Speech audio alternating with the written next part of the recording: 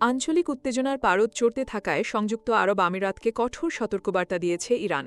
ইসরায়েলের সঙ্গে আবুধাবির ক্রমবর্ধমান সম্পর্ক নিয়ে গভীর উদ্বেগ প্রকাশ করে তেহরান জানিয়েছে, তারা দীর্ঘ সময় ধরে সংযম দেখালেও তাদের এই ধৈর্যের একটি নির্দিষ্ট সীমা রয়েছে।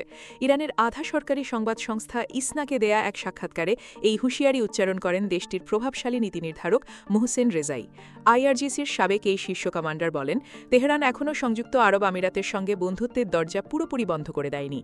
তবে আমিরাতের মনে রাখা উচিত, ইরানের ধৈর্যের দেয়াল ভেঙে পড়লে পরিস্থিতি ভিন্ন হতে পারে।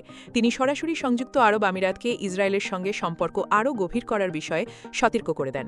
বলেন, ইরান খুব ভালো করেই জানে সংযুক্ত আরব আমিরাত ও ইসরায়েলের মধ্যে পর্দার আড়ালে ও প্রকাশ্যে নানা ধরনের যোগাযোগ এবং লেনদেন চলছে। তবে আমিরাতের প্রতি ইরানের পরামর্শ থাকবে, তারা যেন কোনোভাবেই ইসরায়েলের কোনো ফাঁক বা ষড়যন্ত্রের অংশ না হয়ে ওঠে।